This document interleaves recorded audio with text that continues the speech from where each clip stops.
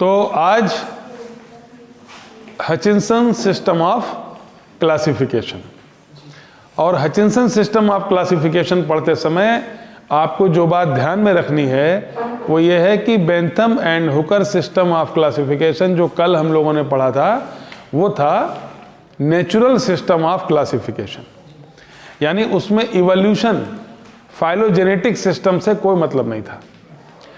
Hutchinson ने क्या काम किया, उन्होंने ये बताया कि कुछ जो क्लासिफिकेशन वो देने जा रहे हैं, it depends on the evolution of the plants, किस प्लांट से किसका इवोल्यूशन हुआ, किससे किसका विकास हुआ, ठीक है।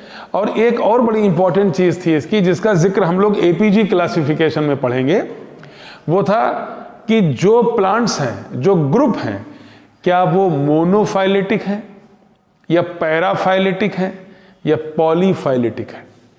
ये जो मोनोफाइलेटिक की संज्ञा है, ये जो टर्म है, ये मोनोफाइलेटिक शब्द पर ही पूरी कहानी टिकी हुई है एपीजी क्लासिफिकेशन की, एंजियोस्पर्म फाइलोजेनी ग्रुप क्लासिफिकेशन की, ठीक, जो शुरू हुआ था 1998 से और चल रहा है लगातार।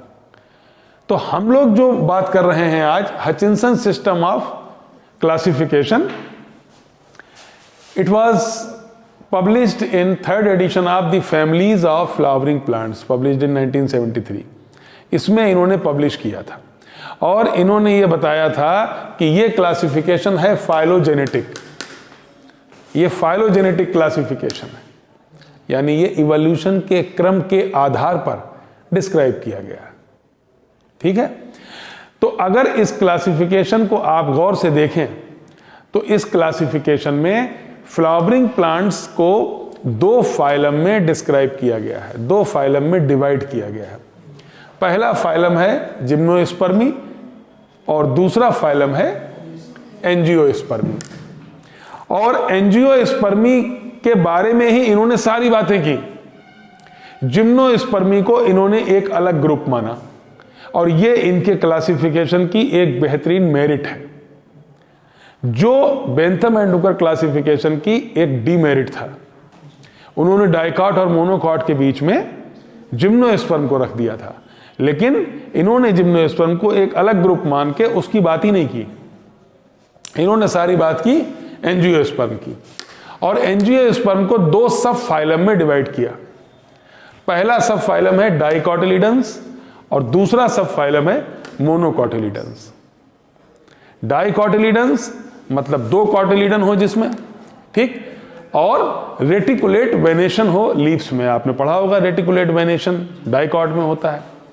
और मोनोकॉट में इन्होंने कहा कि जिसमें एक कोटिलिडन हो और पैरेलल वेनेशन हो, लीव्स में पैरेलल वेनेशन हो, ठीक है। डाइकोटिलिडन्स को दो डिविजन्स में इन्होंने डिवाइड किया, लिग्नोसी एंड हर्बेसी, और ये इनके क्लासिफिकेशन की एक डिमेरिट है।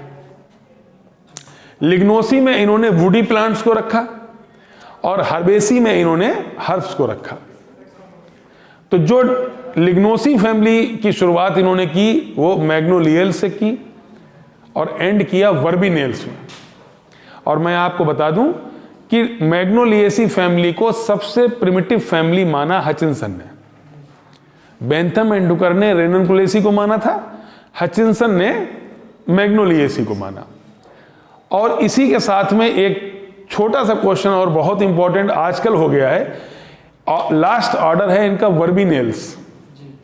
वर्बिनेसी फैमिली में जो प्लांट रखे गए थे उसमें से एक प्लांट था टेक्टोना ग्रैंडिस, याद आया कुछ? Teak, tectona grandis. आज की डेट में टेक्टोना ग्रैंडिस वर्बिनेसी फैमिली में नहीं है, तो फिर किस फैमिली में है? कौन बताएगा? कौन सा टेक्टोना ग्रैंडिस को किस फैमिली से निकाल के किस में शामिल कर लिया गया है? कोई बताएगा?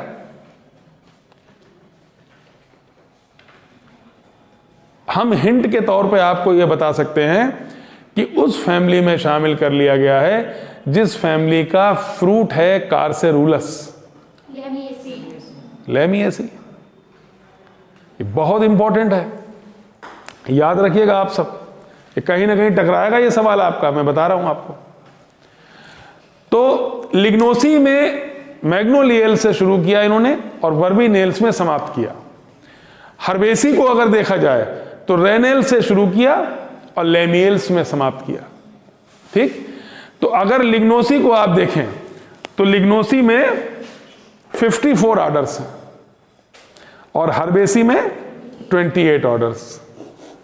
ठीक है, इधर जब हम लोग मोनोकॉटिलिडन्स में आए हचिंसन, तो मोनोकॉटिलिडन्स में इन्होंने 3 डिवीजन किए, कैल्सीफेरी, कोरोलीफ्लोरी एंड ग्लूमीफ्लोरी।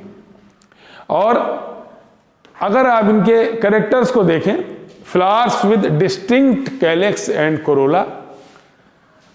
कोरोलीफ्लोरी में देखें both calyx and corolla not distinct.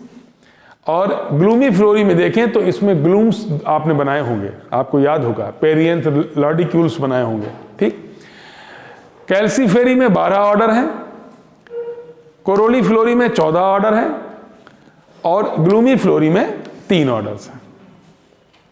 तो कुल मिलाकर के जो हचिंसन के सिस्टम का क्लासिफिकेशन है उसमें 411 फैमिलीज को इन्होंने डिस्क्राइब किया, जिनके नाम आपको याद नहीं करना है, आपको एक आइडिया रहना चाहिए।